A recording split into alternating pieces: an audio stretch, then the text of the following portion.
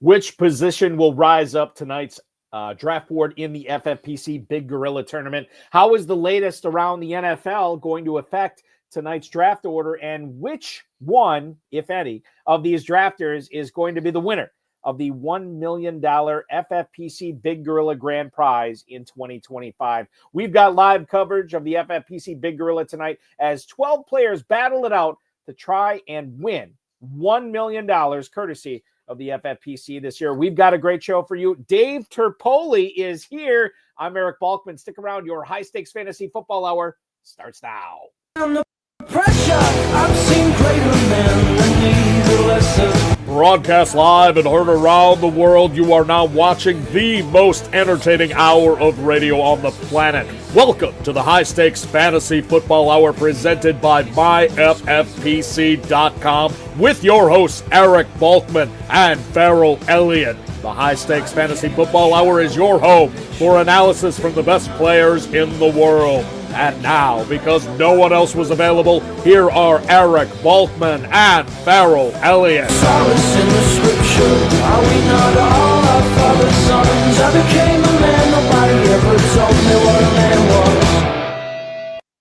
Thank you, Rob. Greetings and salutations to all of you Balkaholics and Farrelliacs tuning in. Welcome to the latest episode of the High Stakes Fantasy Football Hour presented by myffpc.com. I'm your slightly above average host, Eric Balkman. My co-host is Dave Terpoilli, who you can follow on the X tonight at Dave Terp, sitting in for Farrell Elliott, who has the night off. Coming up on tonight's show, we have live coverage of the FFPC Big Gorilla Draft tonight. 12 players are going to be battling it out to try and determine which one of them is going to win $1 million this year. It's going to be a lot of fun. If you want to connect with us on X, please do so at hsffhour, at Eric Balkman, at Dave Terp. Always learn more about the Kentucky Fantasy Football State Championship at kffsc.com. You can post on our Facebook page at facebook.com/hsffhour. You can email the show at highstakesfantasyfootball@gmail.com as well. If you have any questions for us, send them in now.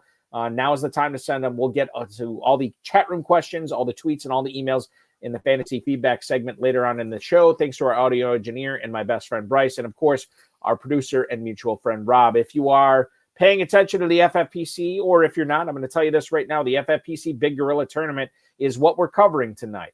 $1 million grand prize is at stake. If you want to enter and compete against these guys, you can do so. $350 is going to get you in. You're going to get a $50 discount after every third team that you enter. Draft's already running right now, including the 7 Bananas promo, which we've awarded over 24 free FFPC Best Ball Tournament teams and 3 free FFPC main event teams. If you keep getting that 7 pick multiple times in a row in the FFPC Big Gorilla, we're going to continue to give you free teams, including but not limited to what I already said, the $10,000 High Society draft. You're going to get that comped. And a free jungle safari for 4 if you get it 5 times in a row. That's at myffpc.com. Our flagship event is going on myffpc.com. That is our main event, $1 million grand prize there, $6 million plus prize pool. You have slow drafts and live drafts going on right now at myffpc.com. You play the FFPC Superflex and Classic Best Ball tournaments right now. A $300,000 grand prize in the Classic tournament with a $100,000 grand prize runner-up place. That's never something we've offered before. We're offering it this year. And then a $100,000 grand prize to the $35 entry Superflex Best Ball tourney.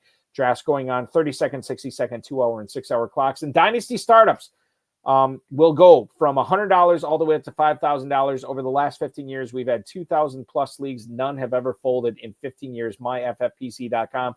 Remember to like this video, subscribe to the channel, comment on the video, share it with your friends, share it with your enemies, and get notified each and every time we go live, which will be next Thursday. More to come on that later on in the show. I want to bring in tonight's fill-in co-host. You're going to see a lot of them during Pros versus Joes. You saw a lot of them on Wednesday night with FFPC live best ball draft coverage with Aiden LaCourie and, of course, Brian Drake from Fantasy Points, Sirius XM Fantasy Sports Radio. He's with us again tonight, ladies and gentlemen. You follow him on Twitter at Dave Terp. He is Dave Terpoilli. Dave, good evening and welcome. How's it going, man? It's going great. I missed you. I missed you too.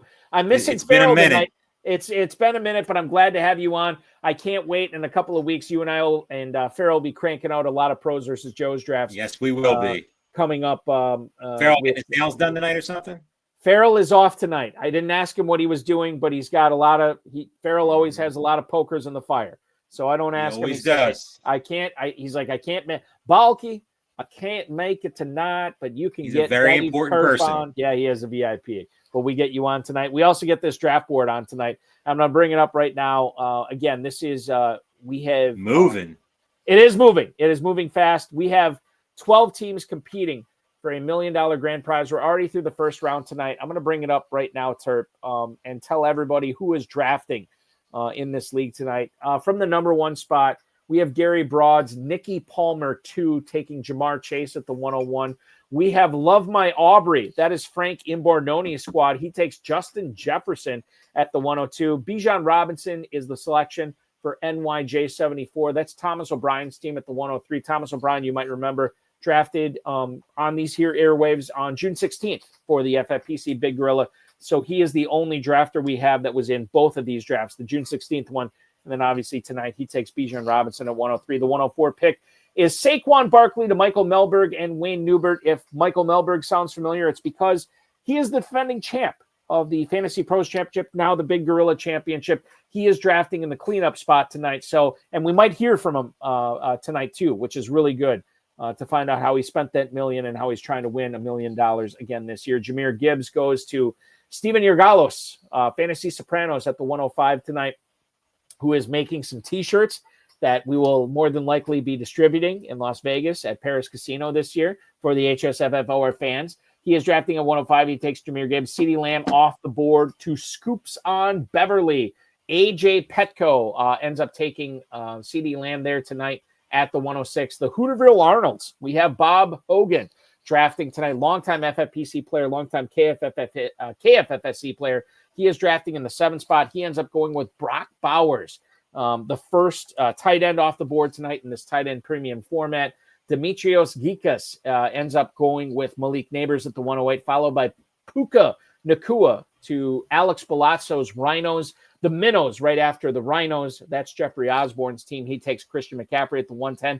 Devon Achane, who I'm sure we'll get into in a little bit here, Terp. Devon Achane goes to David Krupski and Ken Hillenbrand, at the 111 tonight. And Amon-Ra St. Brown to Tom Smith to round up the first round tonight. Tom Smith, a longtime FFPC player and KFFSC player. Let's flip it all the way back to 102. You had Frank Imbornoni having a decision here, Terp, between Bijan Robinson and Justin Jefferson. He goes with Jefferson. I know Frank drafts a lot of teams. Maybe this was a correlation of like, hey, I already got a lot of Robinson. I don't have enough Jefferson. I'm going to go with Jefferson here. What do you make of the pick here with Jefferson over Bijan Robinson? I see no issue with it whatsoever. I like the pick. To me, it would be Robinson, but if I was drafting one team, I probably would take Robinson. But he drafts a ton of teams, so you got to mix up your exposure, especially early on. Getting the guys like Jefferson, Robinson, Barkley, Lamb, Gibbs, if you're a fan, Bowers, you got to put in there, and just try to mix up the exposure a little bit because you don't want to get burned. Fading people in the first round, if you're doing one team, get your guy. But if you're not, these guys are all here for a reason. Yeah, they could get hurt, and there's a lot of things that could go wrong, but you don't want to get burned fading a guy like Saquon Barkley, because if he does what he did last year, you're in trouble for just totally fading him because the guys around him probably aren't going to put up the same numbers, and you're going to be left in a big world of hurt. So, Terp, let me ask you this too. Brock Bowers tonight falls to the 107. How high would you consider drafting him in an FFPC draft? Does he fall into the conversation at 102 or 103, or are you fading him a little bit? Not for me. I mean, I probably would fade him just a little bit. I mean, that doesn't mean I won't be taking him. I had a best ball draft last week, and I took him 106, I think it was. So not a fade type of situation, but I just like some players just a little bit better than him. I think tight end is extremely deep. I think quarterback's extremely deep. I think there's a lot of guys that you can get a little later that can offset Bowers a little bit. I mean, obviously Bowers and McBride, you can argue that back and forth who the top tight end is. That should be drafted, but I like where McBride's going just a little bit more than Bowers. I think the guy, when you're talking about Bowers, I'm not going to say I'm going to fade him, but where he's being drafted, just a little bit longer. Like if he moves down a little bit more, which he won't, I'll have more. So I'll probably be even with the field, but nothing crazy. There's just a little bit, less to worry about when it comes to McBride, in my opinion. So the other thing I want to talk about here in the first round, you had a teammate taking that's Dimitrios Geekas. He ends up going with Malik Neighbors over Puka Nacua. In all my heart, I would fall in with Geekas on this, taking Neighbors over Nacua. However, Terp, in one draft I just did in the KFFSC, I took Nacua over Neighbors. Do you have a strong pull, Neighbors versus Nacua, in the mid to late first round? It's a lean toward Neighbors, not, by a ton in any matter. I'll have both. But the thing that scares me about Puka is Devontae Adams on the other side. He's no slouch. Obviously, you saw even with, a dusty Aaron Rodgers last year, he still, got there. So where Devontae Adams is being drafted, I much prefer than where Puka's being drafted. So to me, it's just Neighbors. I don't see a world where Neighbors doesn't get every target he wants. Whether it's from Russell Wilson, whether it's from Winston, who I pray it's from, or the rookie Jackson Dart. Dable's coaching for his job, and there's nobody that's anywhere close to Malik Neighbors on that field. So to me, he should get every manufactured target you can get, and he is a top talent in this league. So Neighbors for me over Puka. Is there anything with Nacua as far as like we know how good he can be when he's right, but the way he plays the game, and we've seen how he plays the game with no respect to his body whatsoever, right? And I think that gives you a pause. But you know how high the ceiling could be with Nacua. The ceiling's mad. The ceiling's a monster. I mean, you've seen Puka have those games that just separate you. Whether it's a head-to-head game or you're looking at the sprint at the end of the season. He's definitely a guy that has the ability to put up that monster score that everybody's looking for. But he there's no Devontae Adams. There wasn't no Devontae Adams there. And, Kyron Williams, is whether you like him or not, he's going to get a ton of carries. And, they obviously drafted Ferguson, who they like a lot, who might not, get there right away. But, as the season goes on, if he continues to progress, they have other guys outside of Puka this day. So I'm not sitting here, but in the first round, if I'm going to have to put a fade word on somebody, Puka would be probably my top three. Yeah, we have the Dizzle chiming in on YouTube right now. Love a good Dizzle tweet. Neighbors' ceiling is unknown, and it's true. I mean, we saw what he did last year with lack of good quarterback play. He's going to get Russell Wilson. Fingers crossed, Jameis Winston, and then everybody wants Jameis Winston. If Jameis Winston's the quarterback, Neighbors should be probably going up there as wide receiver 2. The second round is complete. So is the third. I want to take us through the second round here. Some standout picks here. Tom Smith, the Yum Yums, takes Brian Thomas at the 201. Ashton Genty has fallen into sort of this 1-2 turn pick right now, Terp. He goes right now to Team 11. That's Krupski and Hillenbrand here as they pair him with Devon Achane, the second tight end off the board to the Minnows. At the 203, Trey McBride. You're looking at Derrick Henry, Drake London, A.J. Brown, Nico Collins, Rashee Rice ascending all the way up to the 208 tonight to Steven Ergalo's team, the Fantasy Sopranos. You're looking. He must have saw that Scott Barrett tweet. Right. Yeah, exactly. What was that, by the way? So you had David Chow chiming in saying I'm 90% sure it was the actual person in that video was Elijah Moore. Oh, okay. So what I saw, I didn't look at it that hard, but based off some of the comments and then a couple of things I saw on Twitter, it was not Rashee Rice. Okay, all right. Got it. All right, so that's good. People like that.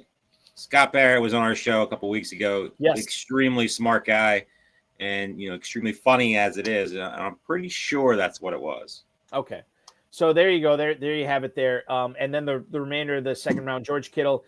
And then you're looking at Bucky Irving and then Jonathan Taylor to Team 1 here. To round out round 2. So let me ask you about a few players in this round here, Terp, and we'll get into our first guest coming up in a little bit here tonight. Derrick Henry tonight at the 204. I have been fading Derrick Henry for years, and I've always paid the price for it. Am I going to pay the price for fading Derrick Henry again in 2025? You might, but I'm going to join you, and I'm going to fade him too. I just one of these years it's going to happen. I mean, it's hard because the Ravens are an extremely good team. They should have a lot of positive game scripts, which means Derrick Henry's going to get a ton of work later in the game just to, kill the clock or whatever. He has nobody behind him that you really worry about. Even Keaton Mitchell, you don't know. Justice Hill, you know what he is.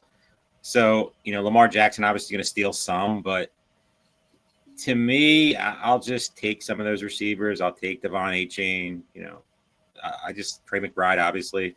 I'll take all those guys over him and just, build whether it's my running back 2, if I started, Bijan, Barkley, Gibbs, McCaffrey, or A-Chain, and then just fill the running back position somewhere else because, he has 20 touchdown upside. He does. But, he's got to fall off the cliff here the way he runs sooner rather than later. So I'm going to make the bet. I'll have, 2-3%, all things considered, just to have some protection. But I'm probably out on him too. I'm going to join you on that train. What do you make of Rashee Rice here, Terp? A guy who's really been rising up draft boards. He goes to Steven Ergalos tonight to pair with Jahmyr Gibbs. I kind of like the idea here. It sounds like Rashee Rice's suspension is not going to happen until 2026. We know how good he was until he had that knee injury last year. But we also understand paying a premium for him as well. Are we paying too much what Steven Ergalos paid tonight at the 208? Or is that still a good value to you? Is that still a sticker price that Dave Terpoilli is willing to pay in 2025? It worries me. I'm not going to sit here and say that I'm not a Rice guy. I have plenty of Rice early in drafts. Got him at a little bit better price than he's going now. I don't see there being any way that he doesn't get moved up even more. Like, let's just say all things are positive and he's starting, week 1, 100%. Like, yeah, you see all these videos and stuff, but like, let's just say all the positive, he's not getting suspended, none of that stuff. By the time we draft it at Paris in September, I could see him getting close to that 1-2 turn. You saw what the ceiling could be early last year. He was on, early on the best fantasy pick, right there with Chris Godwin early on. And then they both had, real bad injuries and things just kind of hit the wall. But it's hard not to like the situation. I'm buying the Chiefs this year. I'm buying the passing game. I'm buying, Rice, Worthy, Mahomes, not Kelsey, not Hollywood Brown, especially in the gorilla format. But I see why he's being drafted. But you also have to put in your brain that if you're drafting a ton of teams, a lot of teams got Rashee Rice way better price. Yeah. And now, by the time he's late July, early August, and the positive stuff keeps coming, he's going to keep rising. So you got to weigh that out. If you're a one-person draft, hey, take him. Go ahead. But when you're in a ton of leagues, you'll mix in some exposure, but it's tricky because his price is only going to get higher. He's going to start going over A.J. Brown. He's going to start going over Drake London, and maybe getting into territory where he's just way too expensive. He's probably expensive for me right now, but I'll still have him. I'll still take him because I love the talent. Terp, I want to welcome in our first guest of the night, longtime FFPC, KFFSC players. They are drafting tonight from the 7 spot. The co-owners of the Hooterville Arnold's franchise tonight, Bob Hogan, and of course his grandson Hudson, who is still awake. I want to get him before Hudson had to go to bed tonight. Bob and Hudson, welcome in, guys. How we doing tonight? We're doing pretty good. We just did an underdog draft, and we're working on our 6-hour slow drafts with KFFC. So we've been drafting like crazy tonight. 6-hour slow drafts. God bless you guys. Yeah, exactly. Well, I'm doing the same thing, Turf. I love it. Bless you fan. Too. Hudson, Hudson, what's your day been like drafting with Grandpa here? It's been pretty good. You're loving every minute of it, right? Yeah. So, guys, as I look at your team, as you just took Cortland Sutton, let's talk about him first.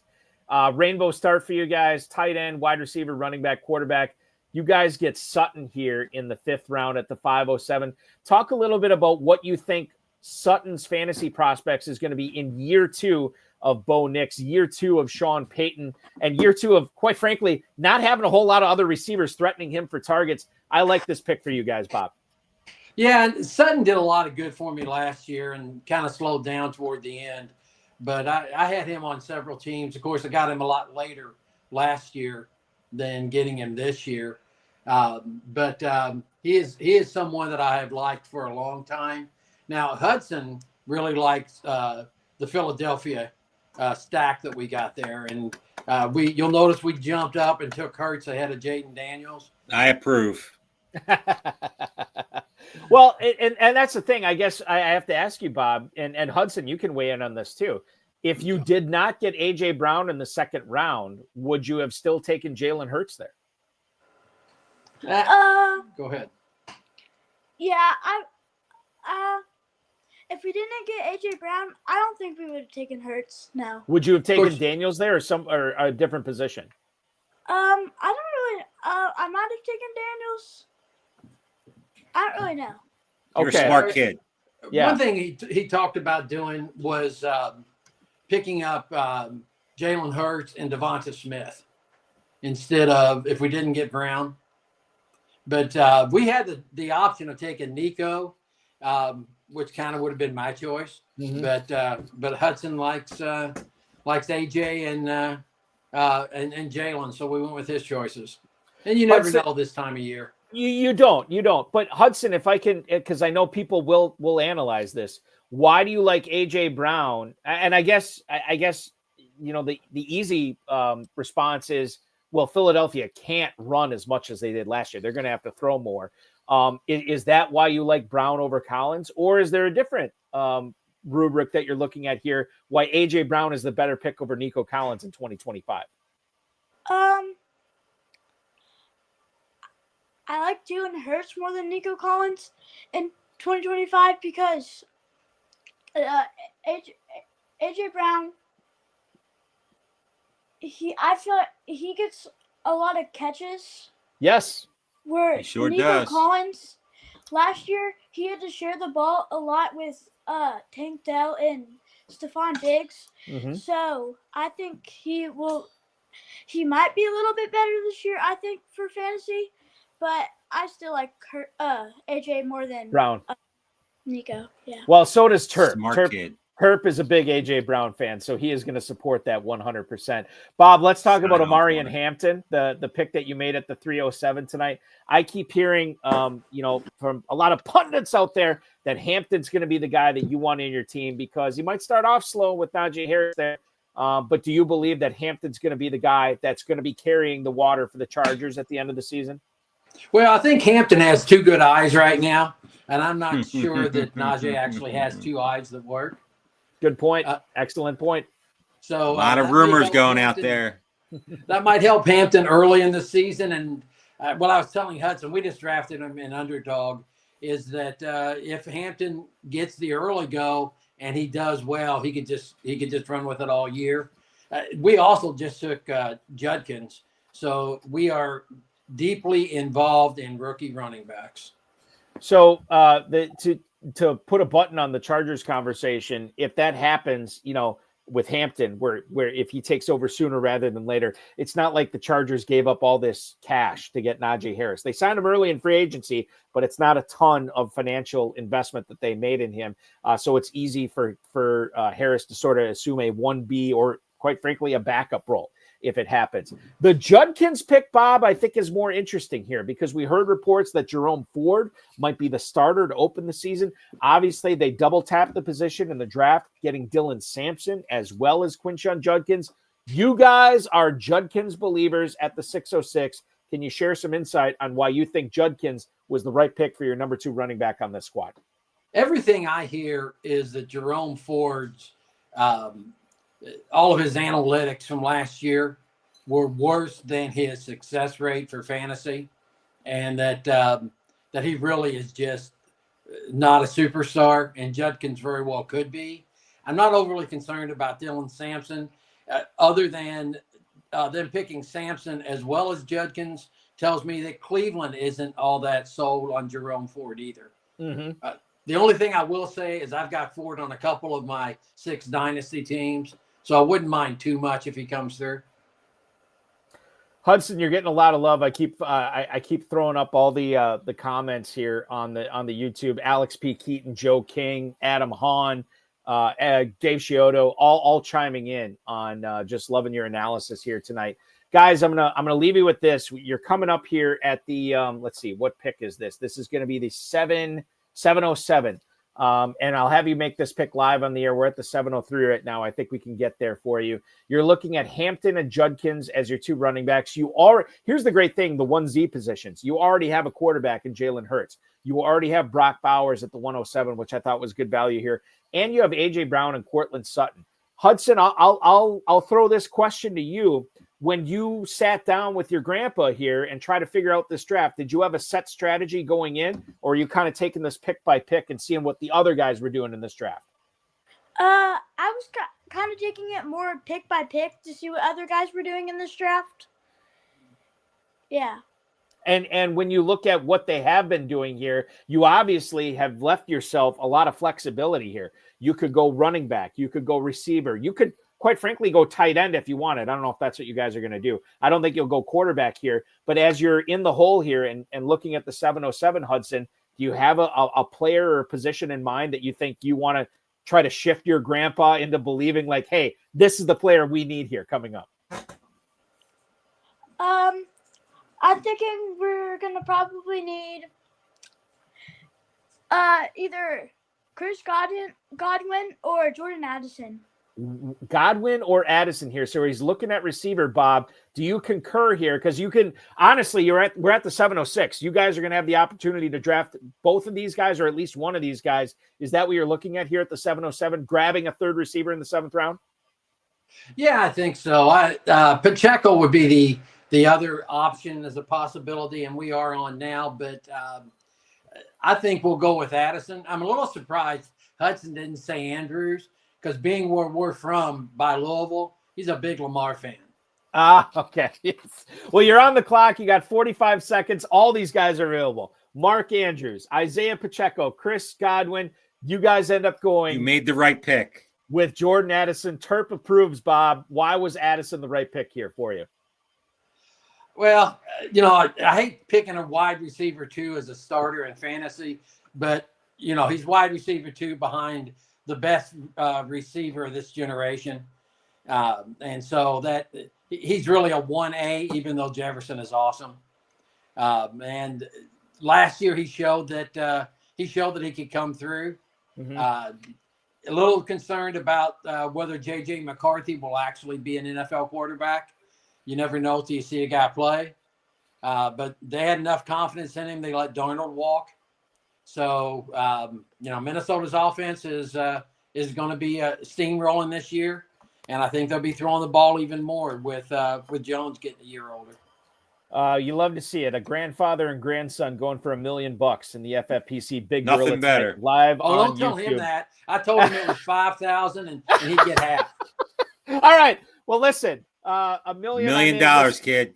Hudson, I may have misspoke, but know this, that you will have all the Candy Suckers, comic books, and DVDs, if the kids still watch DVDs nowadays, that you want, if you guys are able to pull this Nobody out watches DVDs anymore. Come on. Yeah, you're probably right. That old. Netflix subscriptions or Hulu, thank you. whatever it is. Guys, thanks so much. This was a treat having both of you guys on. Bob and Hudson Hogan hanging out with us tonight. Good luck the rest of the way. Good luck in all your drafts. And Bob, good luck, guys. I promise you, we will hook up on a dynasty trade in KFFSC one of these days. There's got to be a pairing out there. We'll figure it out. Thanks so much for being a part of the broadcast tonight, for sure. Hudson will probably see you in Louisville because the casino is letting young people in again. Fantastic. Hudson, I'll see you in next month, I guess. I'll see you out in Louisville for the KFFSC, man. Yep, see ya. All right, you got it. That is Bob and Hudson Hogan. Love that. Hudson, I'm sure will be buying me my first bourbon when I'm in Louisville drafting live. You never know. At the end of August. You never know. Or maybe your last bourbon. You never know. My last bourbon, yeah. It's wild. It's going to be a fun time out in the KFFSC. And the Dizzle chiming in on YouTube wants to know if Hudson will play video poker with him at the KFFSC coming up in in Kentucky, in Louisville. At the end of the month. It's going to be fun. With that picture he has up there, nobody's going to play anything with him. You're probably right. Man. You're probably right. And all the comments were really positive on Hudson. I think he handled himself very well on the YouTube broadcast. Smart tonight. kid. Terp, much as I'd love to go through the last couple of rounds, I don't want to keep our next guest waiting. And the reason why is because he is not only the defending champion of his league in this tournament, he is the defending champion of the $1 million grand prize that was awarded last year in the Fantasy Pros Championship. Obviously, it's the big gorilla this year. He is drafting to go back-to-back, something that's only been done once before in the history of this tournament by Abib Agbatoba. And I'm really rooting for this guy hard, not only because he's a great guy, but because he hails and he is living literally minutes away from where I'm broadcasting right now in Appleton, Wisconsin. Please welcome in the 2024 Fantasy Pros Championship $1 million grand prize winner, Mr. Mike Melberg. Mike, welcome back onto the show. Thanks so much for joining us tonight. How has that $1 million been spending for you? Hey, how you doing, guys? Good. What's up? Good. Yeah, we just my daughter graduated from Platteville as a 5-year engineer degree, so we paid that off and just doing some stuff around the house and just playing a lot of fantasy football right now. You're good for you. Yeah. Adam Hahn wants to know right now, are you in this draft? Yes, you are drafting from the 4 spot. Mocker and Boob 14 here. You're coming up on your 8th round pick. Again, as we look through the first 7 rounds, you already have your elite quarterback, your elite tight end, a couple of receivers, good running backfield here. A well-balanced team, Mike. How do you feel about this squad thus far into this draft? Pretty good. Pretty good. It's going pretty good for so far. Yep. Now, Mike, the other thing Dizzle wants to know is, are you coming to Vegas this year? I know you were there last year. You're planning to come to Paris again this year? Yeah, we'll be there. Our flight lands Thursday, hopefully, and yeah, we'll be there for the watch party, and then we have a draft Saturday afternoon. Perfect. Love to see it, and maybe you guys win the $1 million in the FFPC main event. We're talking, of course, with Mike Melberg, who is teaming up with Wayne Newbert for this draft tonight. You guys are on deck here. I think one of the greatest things about these drafts, if you stay balanced, you can catch value when it falls to you. I take that back. You're not on deck. You're in the hole right now. You've added Saquon Barkley, Kyron Williams, and Caleb Johnson to your backfield. Out wide, you have Ladd McConkey and Xavier Worthy. You also have Jaden Daniels as your signal caller. The tight end 7 tonight ends up being Evan Engram. He's your starting tight end. You're on deck here. Mike, can you give the listeners and the viewers a little bit of a taste of what you're thinking here in the 8th round, this coming from the $1 million champ in 2024? Let's see. I'd probably go receiver or running back here. I'm thinking probably receiver. With the FFPC, what he does here. So. Yeah, exactly. And he goes Javonte Williams. Steven Urgalos, the Fantasy Sopranos, takes the 34th running back off the board, Javonte Williams tonight. And you act quickly, Mike. No hesitation. Why was it Stephon Diggs? Why did you believe in him here as your 8th round pick? I just like Drake May from New England, and with Diggs being the number 1 receiver there, I think it's a no-brainer in the 8th round. So we have seen a lot of video and footage about Stephon Diggs really moving around quite well for a guy who's coming off a torn ACL, much more so than Chris Godwin, for what that's worth too. And we can talk about Chris Godwin later. But you have Stephon Diggs as your number 3 receiver here. This is a guy that could scoop up a lot of targets, and obviously a guy that you don't even have to start every single week because of how the FFPC starting lineup works. You only have to start 2 receivers. Stephon Diggs could just be a plug and play for you, which I think is great so far. Who's your favorite draft pick so far through 8 rounds, Mike? If you look at your entire roster, who was the one guy you look at, you're like, man, I'm so glad we got him where we got him? I think Jaden Daniels, when he fell to the 4th round, normally he doesn't fall that far. Yeah, I like him as probably a number 1 this year as far as quarterback goes. So, yeah, I like him. And let's see here. You are on the clock right now too, and I'll stump for time here as you figure out who you and Wayne Newbert are going to be taking at the 9:04 tonight. Again, a very balanced squad: 3 receivers, 3 running backs, quarterback, tight end. You went back to the wide receiver well, Mike. Josh Downs at the 9:04, a player I happen to like this year as well. Why do you like him here? Oh, I think Daniel Jones will be the quarterback, so I like him over Anthony Richardson as far as throwing the ball. So I think I like Josh Downs in the 9th round. So I love the fact that you're getting him as your wide receiver 4 in the 9th round, where you can play matchups. If Richardson ends up being the starter certain weeks, he's an easy bench, and you have running backs to plug and play there. You obviously have Evan Ingram as well at tight end, so that part is taken care of. Listen, man, this is a treat reconvening. I know we talked in January. So glad to have you back on the show.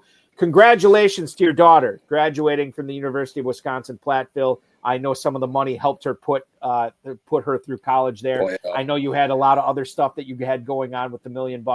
Cannot wait to see you in Las Vegas again. And listen, I might see you around town here in Appleton. You never know. Mike Melberg, the 2024 Fantasy Pros Championship champion, the $1 million grand prize winner. I appreciate you coming on tonight, Mike. Thanks so much. Good luck, man. Hey, thanks for having me on, guys. Thanks. That is Mike Melberg, ladies and gentlemen.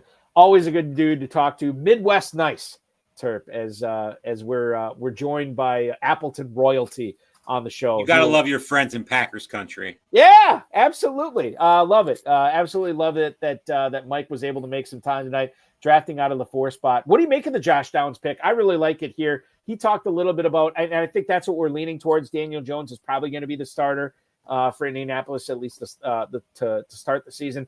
Pittman went 2 picks before Downs. I'm totally on Pittman and Downs this year, both of them. It's scary because if you just rewind what you just said right there, Pittman and Downs are tied to Daniel Jones. Mm-hmm. Everybody in the fantasy world is banking on Daniel Jones this year to unlock all the Colts. If Anthony Richardson's the quarterback, Jonathan Taylor, nobody wants him. Right. Downs, Pittman, all those guys, nobody wants them if Anthony Richardson's the quarterback. But if Daniel Jones is the quarterback, everything changes. So it's scary to even put those words out there in the world, but it's the truth.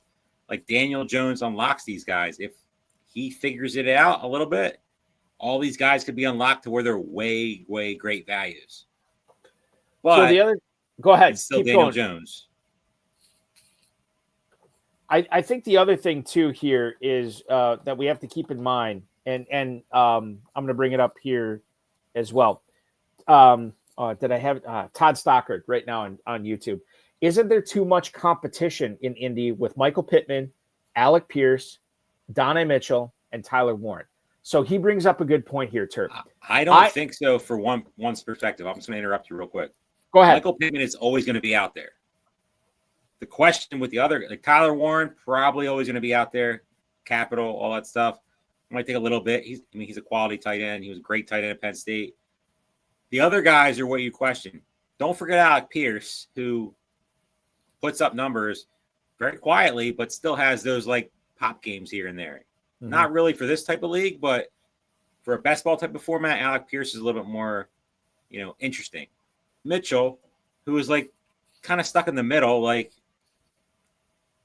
is Daniel Jones ever going to unlock Mitchell? I don't think so. I think Downs is a better player. But you also have to worry about Downs because is he definitely going to play every snap? Is he more of a slot guy? Like, that's where the question comes in. Like, are they going to play a lot of 2 tight end? Like, there's a lot of questions when it comes to everybody, to me, except for Michael Pittman.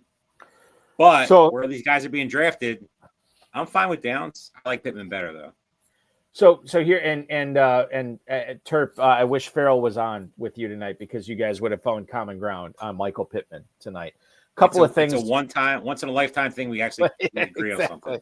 Well, Pros versus Joes, we'll definitely bring it up. We will definitely. Bring it can't up. wait. I can't wait. When is that again?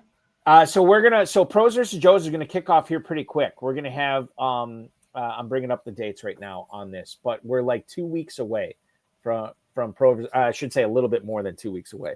So we're going to have live drafts on the HSFF Hour and FFPC YouTube channel, July 20th, July 21st, July 22nd, and then we're going to have 3 more, July 27th, July 28th, and July 29th. So not next week, but the week after. You're going to have Terp, you're going to have Farrell, you're going to have me, and a cavalcade of guests coming up. That'll be on the HSFF Hour. It's going to be a lot of fun. Regarding the Colts here, and I think that Dizzle commented on this, Alec Pierce, Adonai Mitchell, not great. I am kind of out on those guys, both of them. regardless of who the quarterback is. I think it comes down to Pittman and Downs, because I think both these guys can be successful no matter who the Colts quarterback is this year. And you're looking at both these guys going in the 9th round. Michael Pittman, we forget, because last year he was playing with a broken back, Terp. And when you play with a broken back, your numbers are not going to be great, especially when you have another guy like Josh Downs who can really electrify an offense, which is, I wouldn't say electrified it last year, but he has that potential to do it. I think we forget about Pittman. I'm fine with both these guys in the 9th round. I will say that I think people are a little too gung-ho on Downs for the most part this year, and probably should be taking a longer look at Pittman. But I think both of these guys can play. I don't think Anthony Richardson is the quarterback in week 1. Not sure he's ever going to be the quarterback in 2025. I think he will be at some point, but I don't know when that is, and I don't know if it's ever going to happen.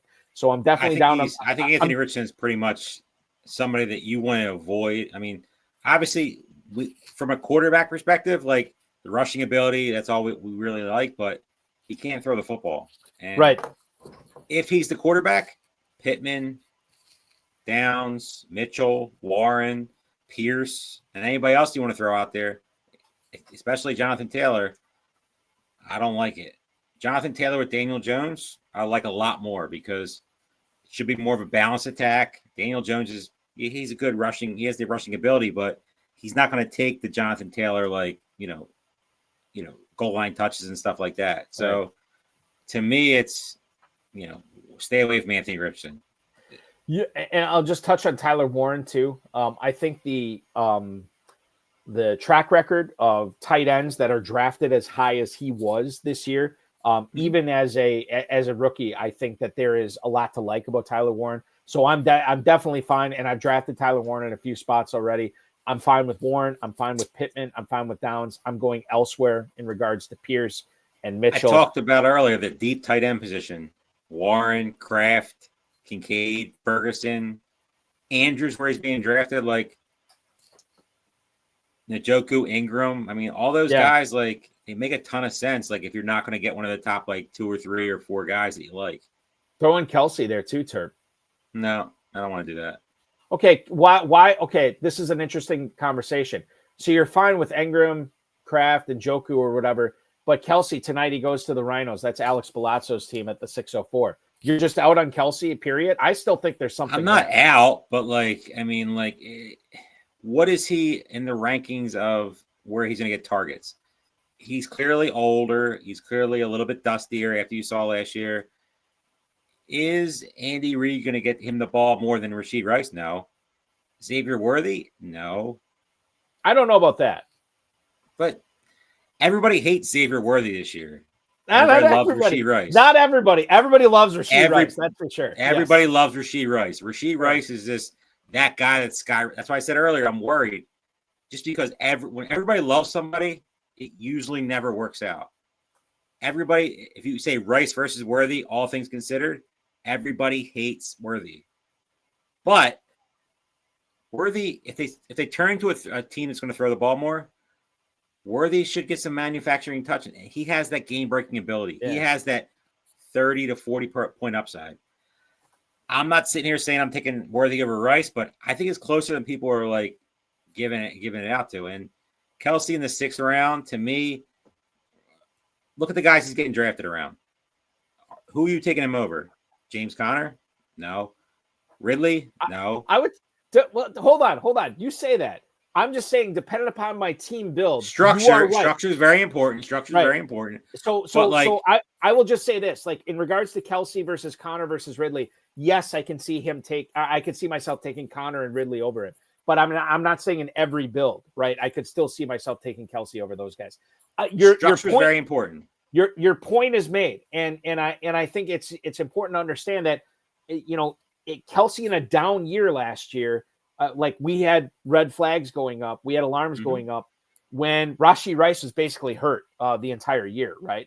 Hollywood Brown, who we haven't talked about, was basically hurt the entire year last year. And Xavier Worthy was pretty much worthless. Well, no, Xavier Worthy, what's interesting about me, and I feel bad about this because I have him on like 2 dynasty teams, maybe only 1 now that I think about it. And it was just a FOMO pick. But what he showed me last year when he was forced into being much more than a lid lifter much more than a field stretcher, he performed without Rice and with Kelsey, being down last year. Like I was really impressed with Xavier Worthy. So for me this year, I have my expectations for Worthy and what he's able to do in this offense. They're skyrocketed, excuse me, from what they were last year, Terp. I just think it's wheels up for this Chiefs offense in general. They can do a lot to different teams this year, whether they want to attack them with the run game, whether they want to attack them to the pass. I think their offensive line is a little bit better this year, especially at left tackle if Josh Simmons wins that job. I am a fan of the Chiefs offense this year, and Patrick Mahomes too, who fell tonight. Where did Mahomes go? At the 702 is quarterback 6 to Love My Aubrey. That's Frankie Bornone's team, who grabs him as a starting quarterback at the 702. It's really hard not to, you tell yourself a story. Every draft you do, you tell a story. Patrick Mahomes in your head, he returns to that Patrick Mahomes that everybody loved and was drafting as the number one quarterback. Is it in the range of possibilities? I think it is. We could say whatever we want about guys around him, but to me, I love stacking. So stacking is something that I go by. So when you're drafting Patrick Mahomes, you have the option to get a bunch of his guys. Yeah, I know Rashee Rice is expensive. Xavier Worthy's not. Travis Kelce's not, all things considered. You can pretty much move things around to get all those guys. Mahomes by himself, to me, is just a flawed system when it comes to trying to win a tournament. And I've been very outspoken on the show that we did on Wednesday with Brian Drake. I said anybody, and basketball's different, I get it. But if you're going to go Mahomes and you're trying to win a tournament, you got to put him with somebody. Because let's just say Mahomes gets there. How is he getting there that's going to offset the Daniels, the Jacksons, the Allens, the Justin Fields, the random quarterbacks that go nuts, Joe Burrows, Jalen Hurts?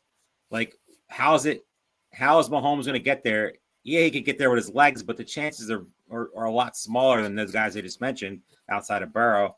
So it's if Mahomes has that 300-plus yard game and 3 TDs, you want to have a Worthy. You want to have a Rice.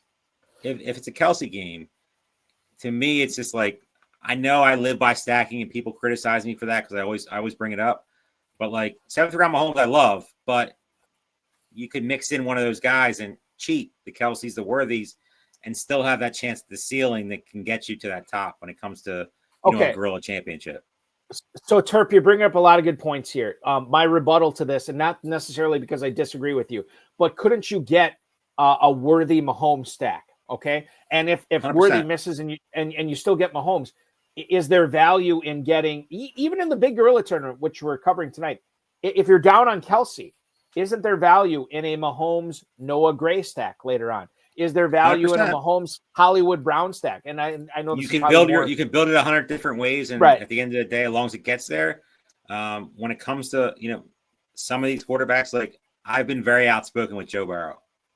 If you're drafting Joe Burrow by himself, it makes no sense to me. Yeah, good luck. It'll never make any sense to me because if you're trying to win $1 million, if you're trying to win your league, hey, you can get there in any way possible. But if you're trying to win $1 million and you have 1 entry or 100 entries, drafting a guy like Joe Burrow by himself makes no sense to me because if he gets there, it's going to be because of T. Higgins or Jamar Chase. Yeah. Dizzle pointing out too that Mahomes has not had all the weapons together at once until this year. He's now an 8th round quarterback. And I will say this too. Mahomes, the last 2 years, has finished as quarterback 11 and quarterback 12. Before that, every single year as a starter, he was quarterback 6 or higher. And this is without running because the problem with the Chiefs are they don't have to unleash the passing game because everything always falls in their place. That's the hard part with the Chiefs. Okay, Terp, this is lazy analysis, but let me bring this up. How many games did the Chiefs win last year by 3 or 4 points, by 1 score? It was insane. And they went undefeated until there's 1 or 2 games later on in the season. Yeah. So my lazy analysis on this, just normal regression of the mean, I feel they're not going to win those games, and that could cause more passing for Mahomes to Worthy, to Rice, to Kelsey, to Gray, to Hollywood Brown, to Pacheco, to Rashard Smith, to all these different guys. And we could see that narrative playing out. But like you said, it's all about telling yourself a story. 100%. All right. Here's what I want to do. The Chiefs, we've had a wild ride with the Kansas City Chiefs tonight. And I'm sure that the the conversation is not over with yet, but I want to continue the conversation with our next guest. He is drafting out of the 5 spot tonight, ladies and gentlemen. You know him, you love him.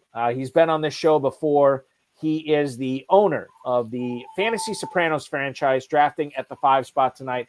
Steve G, Steven Irgalos. Steve, welcome into the show. So glad to have you on, man. How do you like your team through 12 rounds? What team are you, real quick? Because I got to stop out. I got to jump out and get my son real quick. No, what team are you? Hop out. He's team 5. I'm going to hop out, but I want to know his team first. Okay, team 5. That's what we're talking about, Terp. I'll let you get your son. And Steve and I will take care of this here. Steve, welcome in. You are fresh off a Prescott, Strange, Roschon Johnson picks here in 10, 11, and 12. Talk about the team as a whole as you navigate through round 13. So I forgot that I had registered for a main event.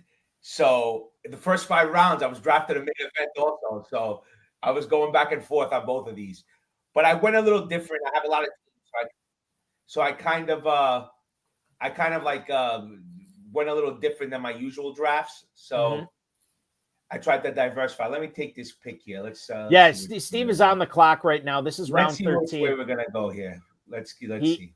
He has already got Prescott at quarterback. He's got Strange at tight end, loaded up on receivers early on with Rice, Garrett Wilson, Jamison Williams, Pickens, and Olave. No shortage of running backs on this team, too, as he went with Jahmyr Gibbs in the first round, Etienne, Javonte Williams, Charbonnet, and, of course, Roschon Johnson in the 12th.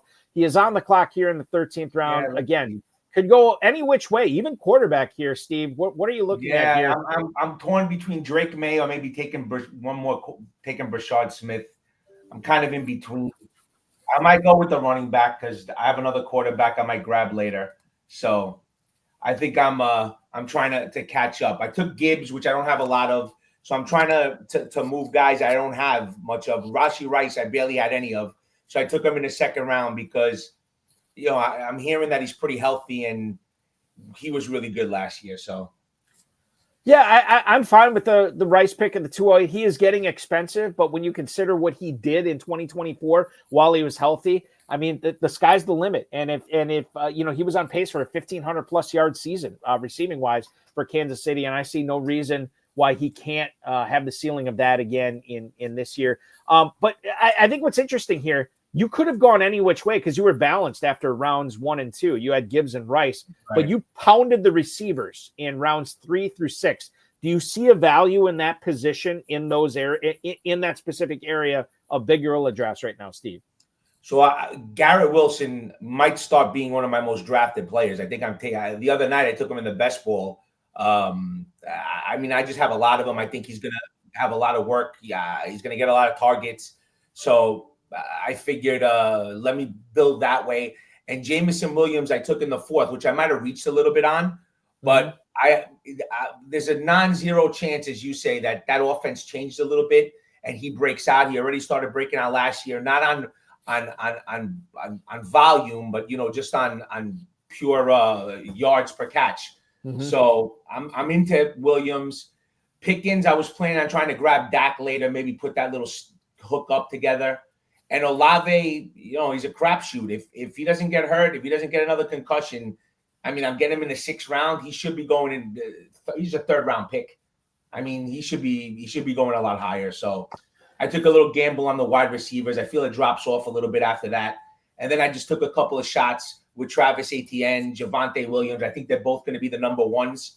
And I took a shot with them. And Charbonnet, I just think Walker can't stay healthy. So if I'm going to take a shot at a cuff, that's my guy. So there's a lot to unpack here. I took Pickens in the Scott Fish Bowl recently, and I'm like, that's more of a FOMO pick where I understand the ceiling that he has with Prescott, who I believe in this year. I believe in the Dallas passing offense. I think a lot of people just automatically assume it's going to be a heavy running attack with Schottenheimer. I don't think that's going to be the case. I think it's wheels up for Lamb, Prescott, and Pickens this year.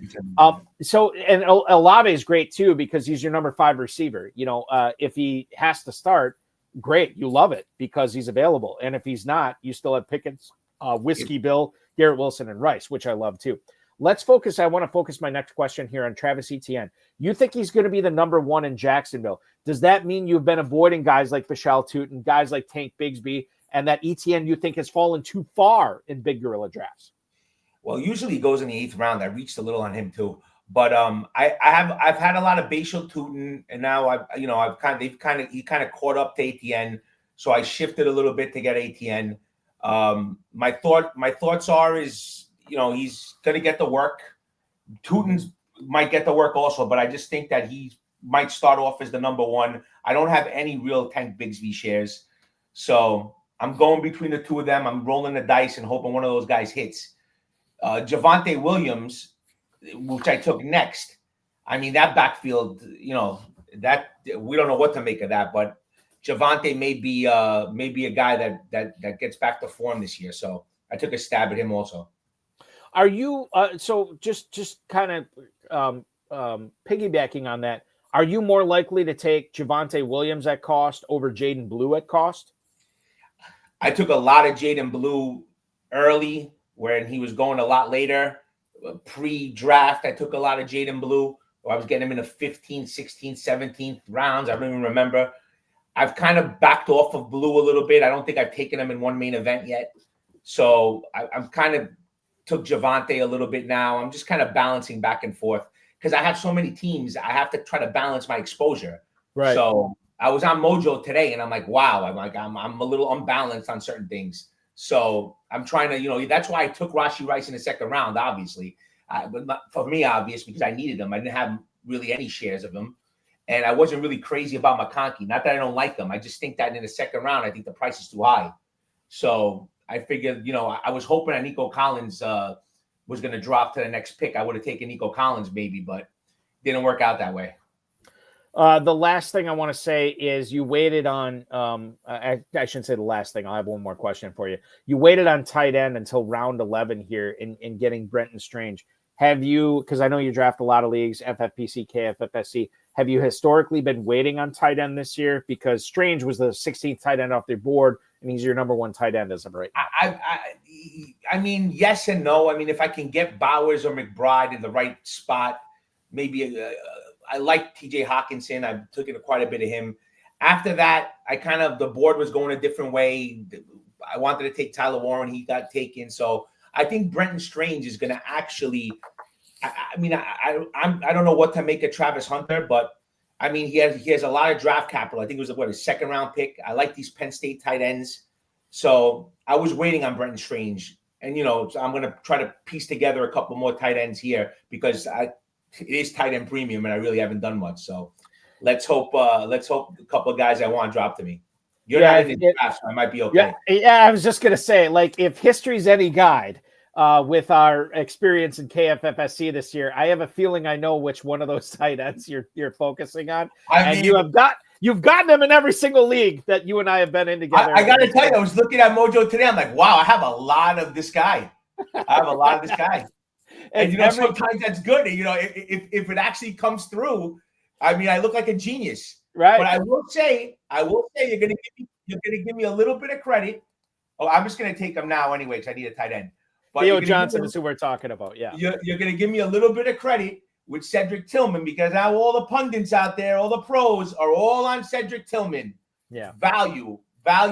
So Tillman, I think, hopefully he stays healthy. Because he's had, some injury problems in the past. Mm-hmm. Hopefully he stays healthy. Him and Theo Johnson could, win me $5,000 of all my investments. It's there's a non-zero chance of it, and I look forward to seeing that happen. Steve, I can't wait to see the prototypes that you have come through with the High Stakes Fantasy Football. It's going in the mail tomorrow, so perfect. I love it. So Steve has put together some High Stakes Fantasy Football Hour T-shirts featuring myself and Farrell on them. And I can't wait to see them. We may or may not have them live in Las Vegas for hsffhour listeners out there as well. We'll see how that happens. And Steve, the other thing I have to ask you, and I've never asked you this on air, and you've been very polite when I've talked to you about this, both on and off air. The Dizzle wants to know, why do I not pronounce the G in your first name? Am I pronouncing your last name right? Is it Hirgalos? If you were Greek, in Greek, it's correct. It's like a Y.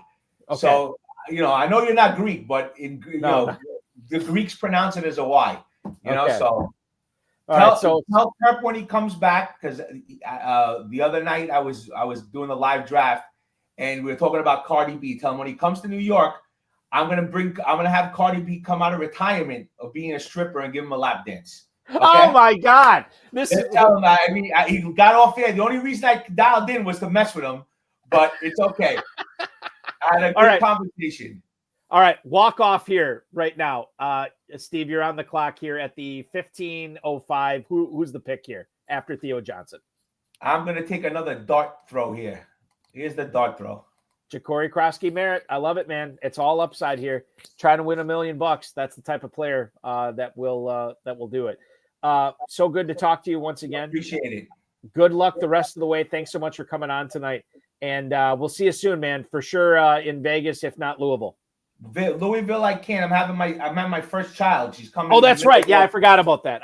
But Vegas, I'm ready to rock. I'll see you over there. Congratulations on the upcoming birth, and we'll see you at Paris and Las Vegas, man. Good luck the rest of the way. Thank you, brother. Be good, guys. Will do. That's Steve Regalos hanging out with us tonight. Steve G, the Fantasy Sopranos owner tonight, taking Ja'Cory Krosky-Merritt. And I alluded to this earlier. Steve and I have been in a ton of KFFSC drafts, and I know he likes Theo Johnson. I like Theo Johnson. The reason that I have not gotten enough Theo Johnson is because Steve keeps staking him on me, which happens. It's cool. It's fine. I just got to be better at it going forward. Speaking of getting better at it, let's bring on yet another guest tonight. In fact, two of them tonight. They are drafting tonight from the, let's see, what spot would this be? The 11 spot? Yeah, the 11 spot tonight. KN Key BG1. We are bringing on one David Krupski and one Ken Hillenbrand. Guys, welcome into the program tonight. I know you're about to come on the clock here, but just through 14 rounds, how do you like your squad? We got sauce here late. Well, listen, it's Friday night. It happens. You're about to be on the clock here.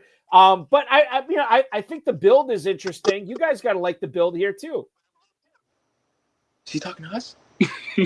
Yes, I'm talking to you, Dave and Ken. You are live on YouTube right now. 11. You're at the 11, right? Aren't you at the 11? We're at the 6. We're at the 6. Oh, at this. Oh God, I'm so sorry. I'm so sorry. This is my God. I'm sorry.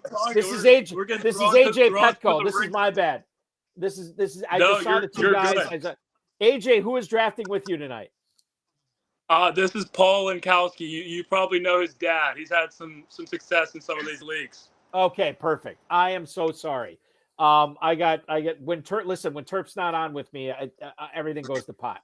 Okay, you're at the 6 spot tonight. You waited on tight end until the 6. You waited on quarterback until the 13. You've doubled up on tight end. You've loaded up on receiver to start. There's obviously a good running back stable here, guys. AJ, take me through this. How you feel about your team here at 6? Yeah, I mean, we really liked the start. I think we didn't plan to start all wide receiver, but just I think kind of getting some value there, and then just kind of from there needing to get some green on the board, and then some quarterbacks went that we were looking at, and just kind of playing it and filling the board from there. Was the plan? I mean, did you guys, because you knew obviously you were drafting 6 several days beforehand. Did you guys feel like, hey, this could be a heavy wide receiver build initially? Originally we didn't. We thought we were going to end up with either Gibbs or Barkley. And then, honestly, one thing we were talking about today was we were pick, 19? And we loved 18 guys, as it usually is. There's one, the perfect amount go right before you. And I think it was Hudson's A.J. Brown pick that gave us Nico. Not that we don't like A.J. Brown. It's just we love those 18 guys. So we like that there. And then we were just praying for Tyreek back. If he didn't get back to us, I got to be honest, Balky, we didn't know what we were going to do. But other than that, yeah, I mean, something really weird. We weren't really expecting Travion. Like, we never really talked about him, but we were kind of just thinking upside there. With 4 pretty solid wideouts there, and then kind of build it after Montgomery with such a stable back. Okay, so this is interesting because I have so many follow-ups to this. You were praying for Tyreek Hill to come back to you in the 3rd round. I know that he's been kind of a schizophrenic pick in the FFPC Big Gorilla and the FFPC main event here over the last 2 or 3 weeks or so. Why are you guys team Tyreek Hill this year? You got it. Well, I'm very pro on. I mean, I love Tyreek. I just think people don't notice. And AJ and I, we were owners of A-Chain and a lot of Waddle last year, and we felt the Tyler Huntley for 8 weeks, and we understand that people got to look past that. And I think Tyreek, I think I looked it up. I think he averaged like 16 with Tua last year. So I think people are just forgetting how good he really is. And I think about it, Bulky. He was wide out 2 2022 and then wide out 3 in 2023. You are up next. If he has a full season with Tua, I think he should be a first round pick. Scoops on Beverly coming up. I'll take a pause here from asking about your team. You guys are on the clock here at the 16:07.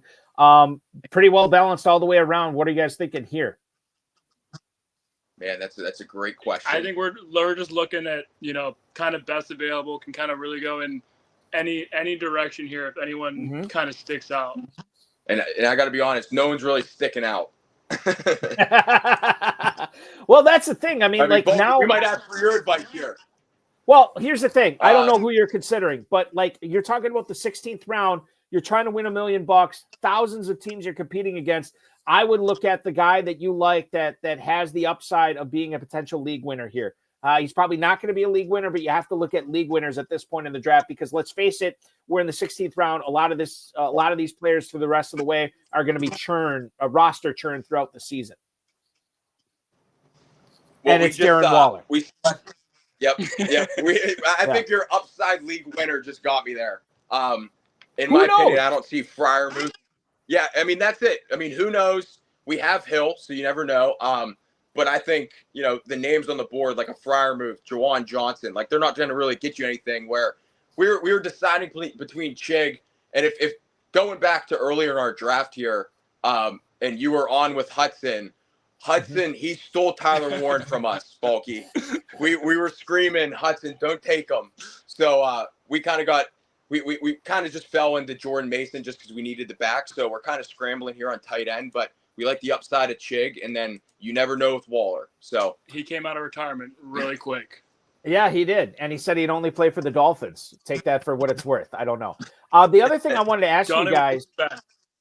Yes. The other thing I wanted to ask you guys, DK Metcalf at the 407. I have heard from plenty of pundits out there that Metcalf is not the type of receiver that Aaron Rodgers likes to throw to. Metcalf is more of an improvising route runner where Rodgers requires precision. You guys are still believers in Metcalf on the Steelers offense with Rodgers throwing to him. Can you sell me and sell the viewers on DK Metcalf as a guy that you want to look at in the 4th round of Big Gorilla drafts? Yeah, absolutely. We're from Pittsburgh, so we're a little read into the DK. And I had Garrett Wilson last year as well, so I'm familiar with Rodgers as the quarterback and how DK is not his stereotypical, wide receiver with the separation.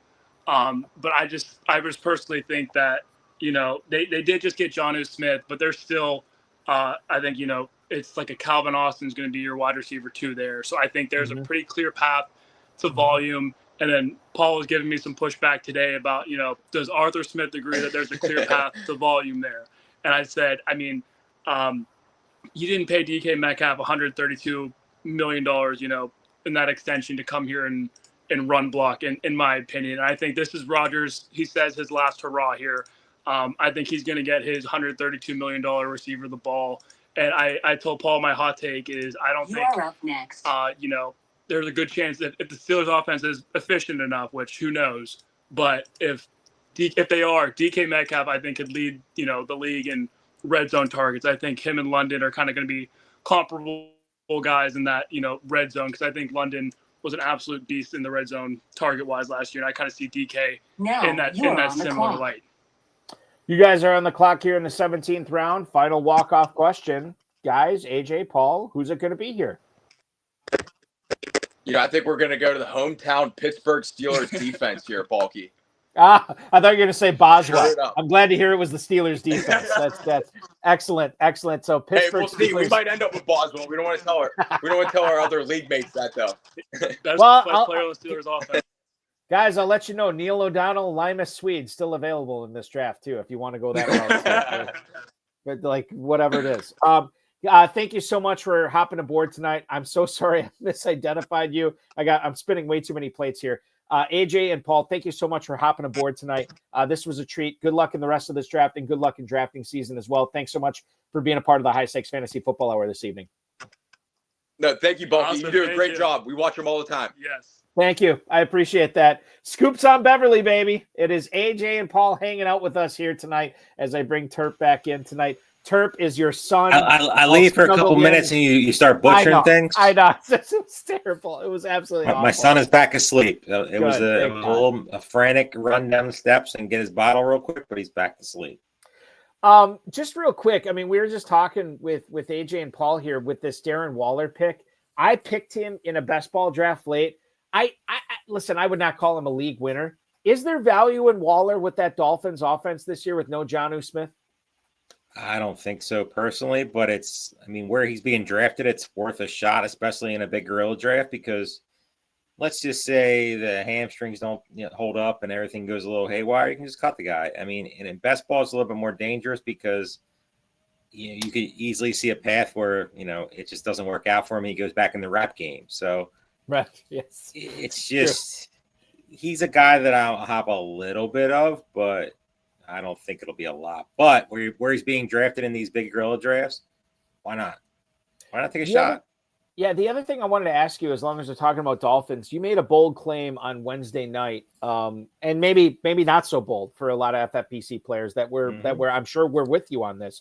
But you and Aiden LaCory and Brian Drake covering an FFPC best ball tournament draft, you said you would take Devon Achane over Jahmyr Gibbs this year. And I have heard, I wouldn't say a groundswell, but I've been listening to, Pat Kerrane, Scott Barrett, and some of these other guys that are kind of warming up to Achane this year, despite sort of the Dolphins offense. I think most of us believe moving in the opposite direction. Why are you pro Achane this year? And talk about sort of the Dolphins offense in general. We just talked about Darren Waller being picked. We haven't talked about Tyreek Hill and Jalen Waddle getting drafted tonight either. Let's just look at the obvious. Tua is the quarterback. He's going to get a ton of targets. Jonnu Smith not being there, he's going to get a ton of targets. It's just Waddle and it's just Hill. Like, it's hard not to like Achane and see. We obviously seen the Achane ceiling. We've seen, in a bigger scale, what he could really do. He's a 40-point week upside. How many guys have that upside? Ashton Genty, does he have a 40-point week upside? I don't think so. The receivers that are being drafted right around him, I don't think so.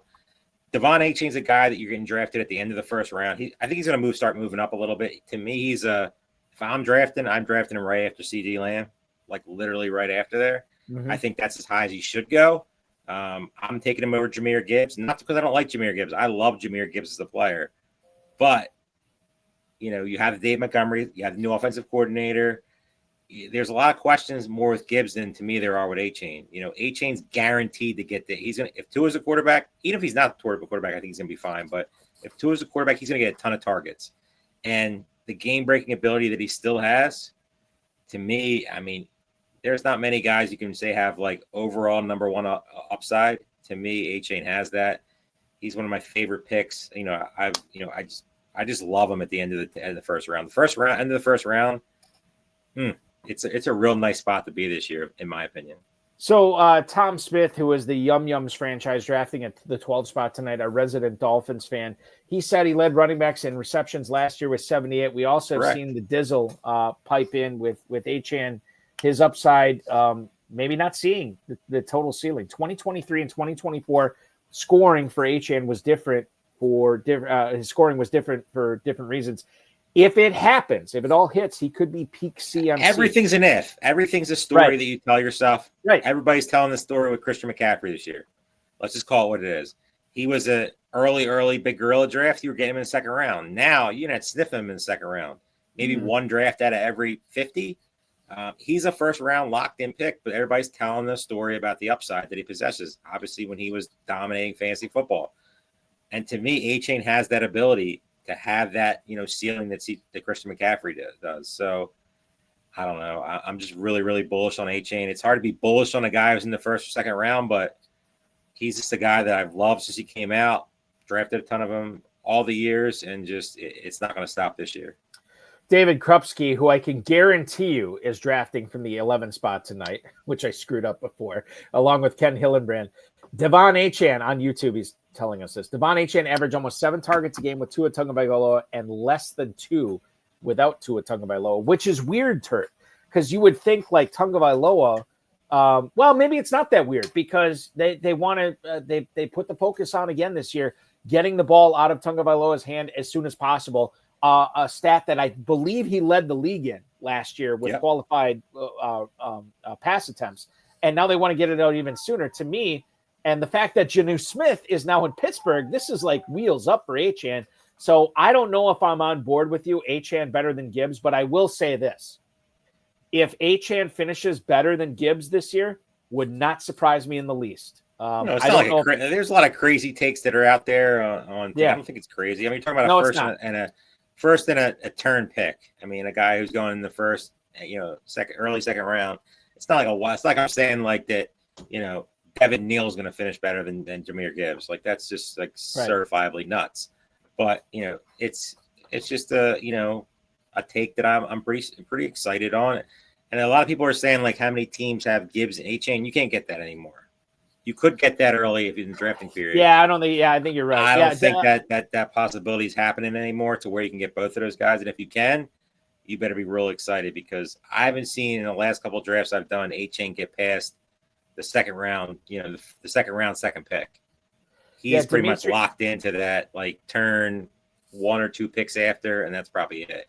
If you drafted early, you probably got a little lucky when it comes to Gibbs, Achane starts, or maybe, McCaffrey Achane or Lamb Achane, things like that. But I think those days are over, especially because Johnny Smith's out of town.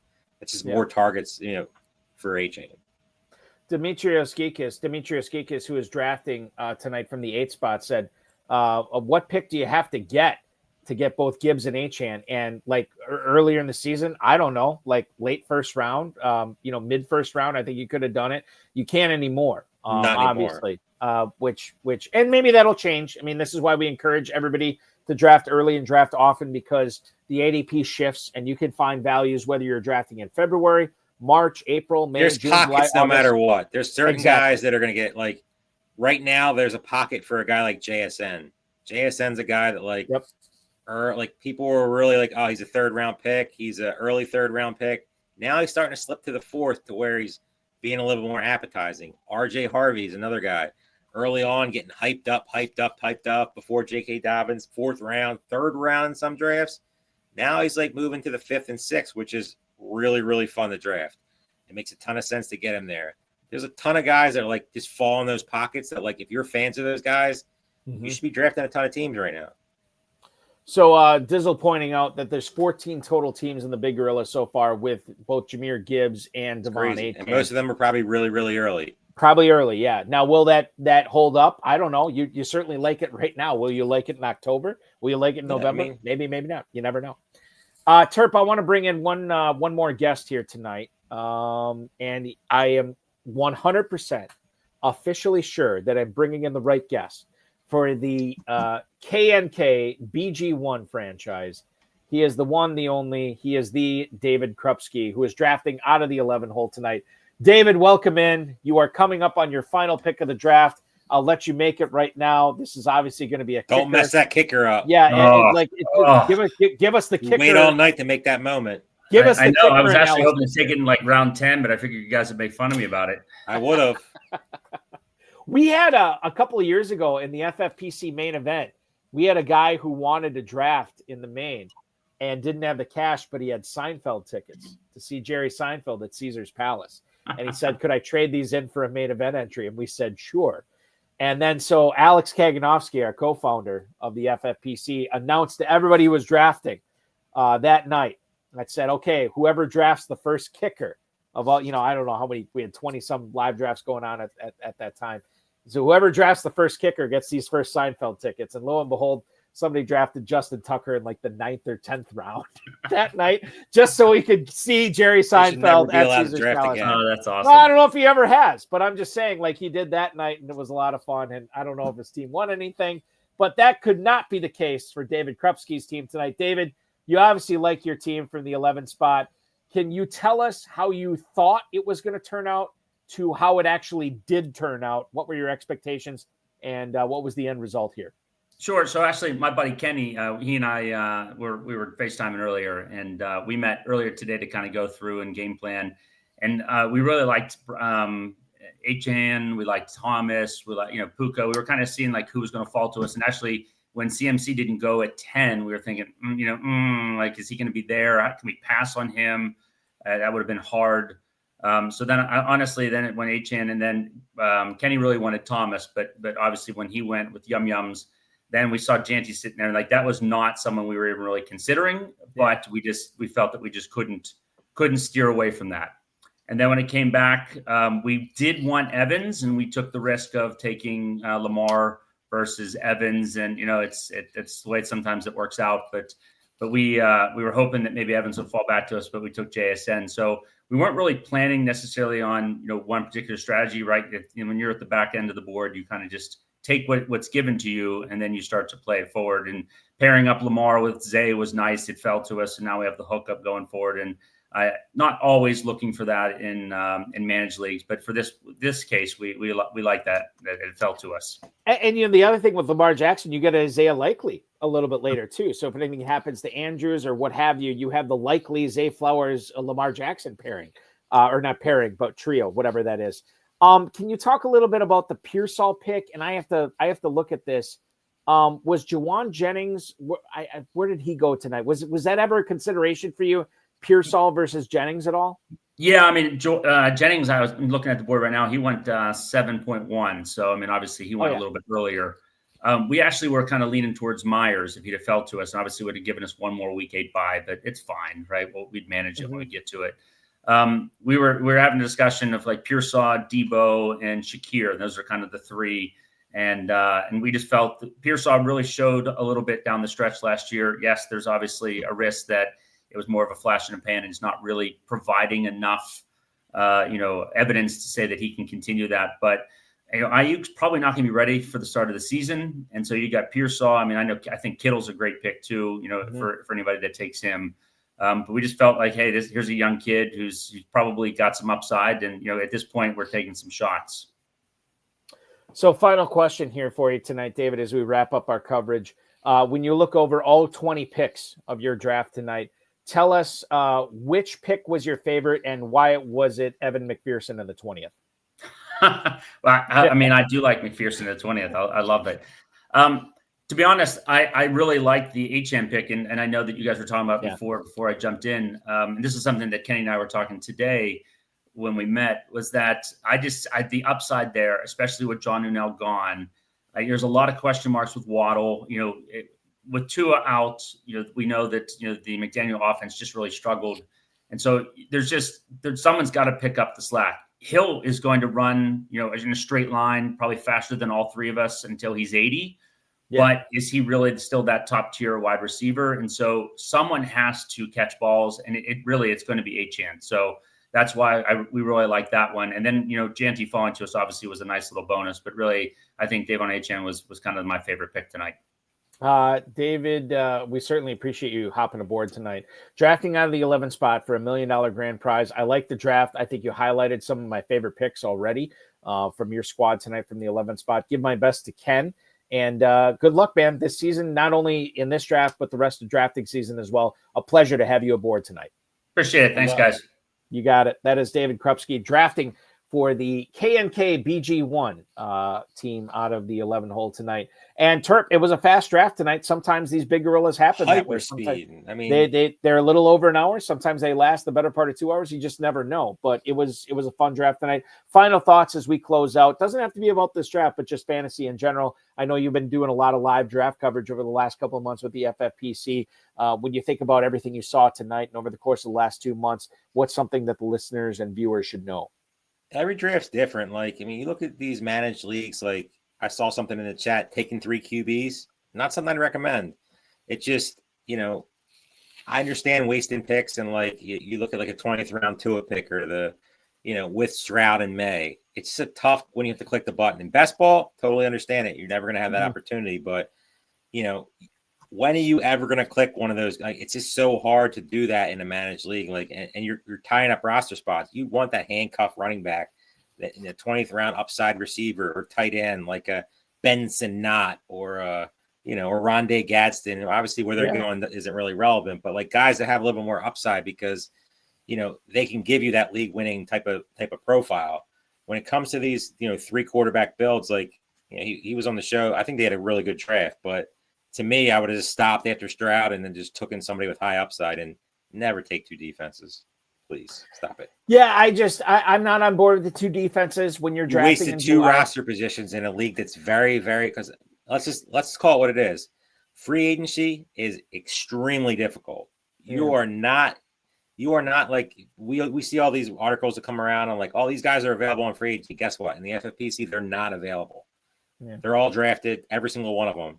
So you're holding up roster spots with Tua and a backup defense. It's like I will say this, Terp, and I'm not saying that this holds true with Scoops Up Beverly's squad here, but I will say it is much easier to cut a second defense or a third quarterback than sometimes a 7th running back or an 8th wide receiver.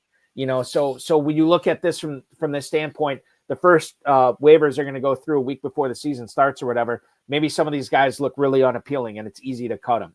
Whereas if you draft a deep team, sometimes it's not easy to cut. I'm not saying that that's normal. That's prevalent. I think if you were drafting a team, you'd rather have Sean Tucker over Tua. I would prefer the shot in the dark type guys. Yes, you're right. Rashad Smith over Tua, guys like that. Yes, exactly. Yeah. But to each their own, because I've never won $1 million in this contest and you never know what's going to happen. Terp, thank you so much for one day. Exactly. We'll be counting down the days till Dave Terpoilli is FFPC. It'll be a celebration. I'll tell you that. Oh, it's going to be great. In fact, I will fly to Philadelphia for that as well. Oh, man. I can't wait for that. We'll get you some Eagles gear and get you on a real team. Yeah, thank you. I appreciate that 100%. Get that Ron Jaworski jersey lined up for me. A little Reggie White for you. Reggie White. Yeah, I'm down with that as well. Terp, we will see you on Wednesday, right? On live draft coverage for the FFPC. I'll be here. Theo will be on the show. Yeah, Theo Greminger. 9 o'clock Eastern time. And that's that's Big Gorilla. Okay, so that's a Big Gorilla draft. Yeah. You, Aiden LaCorey, and of course the OG Fantasy on X. Theo Greminger from Fantasy Points going to be hopping on with live coverage. That is coming up on Wednesday night at 9 p.m. Eastern. You said 9 o'clock. Yep, 9 o'clock. Okay, perfect. Terp, we will continue to follow you on the X at Dave Terp. Thank you so much for hopping aboard with me tonight. Be good and enjoy your weekend, dude. See you guys. That is Dave Terpoilli, ladies and gentlemen. So good to have him on tonight as we had a great evening of drafts or of drafting tonight. I want to thank Bob and Hudson Hogan, Mike Melberg, Steve Regalos, AJ Petco. We had David Krupski on, Dave Terpoilli, of course, the FFPC, Rob Bryce, and of course, each and every one of you. We will be back next Friday on the HSFF Hour, 10 p.m. Eastern time.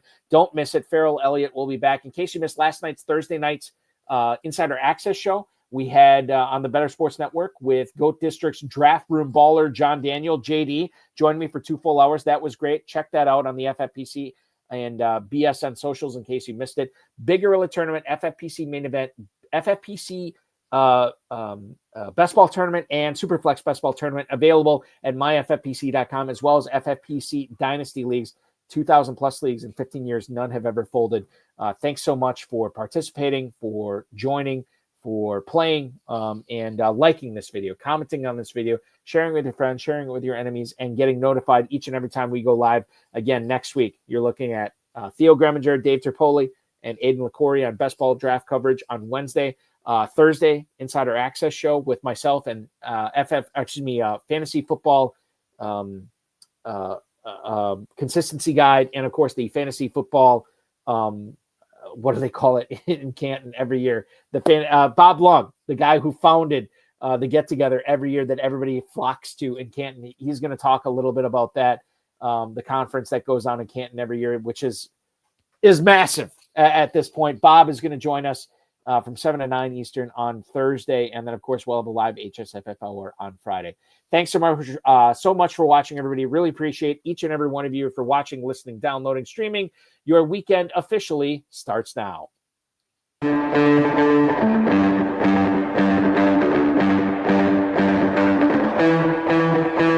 This has been another episode of the High Stakes Fantasy Football Hour presented by myffpc.com.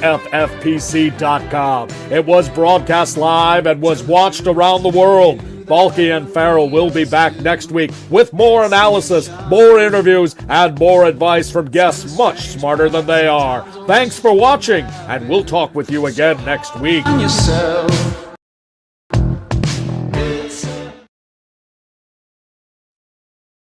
I'm so sorry for screwing this up. It's the Fantasy Football Expo in Canton, which is happening this year, August 8th through 10th. If you want more details on how to join, how to be part of it, we will have all that on Insider Access on Thursday night. HSFF Hour resumes Friday night at 10 p.m. Eastern Time.